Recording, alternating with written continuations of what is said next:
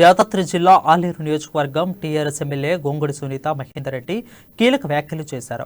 కొండపైకి ఆటోలు అనుమతించాలని ఎమ్మెల్యే ఇంటి ముందు నిరసనకు దిగిన ఆటో కార్మికులతో మాట్లాడిన గొంగుడి సునీత ఈ విషయంలో తానేం చేయలేనని, నా వల్ల కాదని చేతులెత్తేశారు. అంతకుముందు ఎమ్మెల్యే గొంగుడి సునీత మహేందర్ రెడ్డి ఇంటి ముందు ఆటో కార్మికులు నిరసన వ్యక్తం చేశారు. కొండపైకి నడిపించుకునే ఆటోలు బంద్ అయ్యి ఇవాళ్టితో 335 రోజులు పూర్తయిందని ఆవేదన వ్యక్తం చేశారు. ఏదైనా ఉంటే వెళ్లి ఆయన ఈ ఆలయ ఈవో అడగండి, అంతా ఆమె చూసుకుంటుందని చేస్తుందని ఎమ్మెల్యే సూచించారు. ఈవోతో మాట్లాడినా ఆమె వినలేదని, భూపాల్ రెడ్డితో మాట్లాడినా ఈవో వినడం లేదన్నారు. సీఎం దగ్గరికి వెళ్లి అడిగినా ప్రయోజనం లేదని తెలిపారు.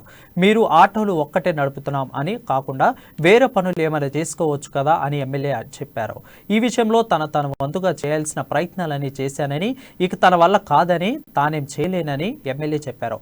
మీరు ఎవరైనా ఏమైనా చేసుకోండి, నన్ను క్షమించండి అంటూ ఆమె అక్కడి నుంచి వెళ్ళిపోయారు.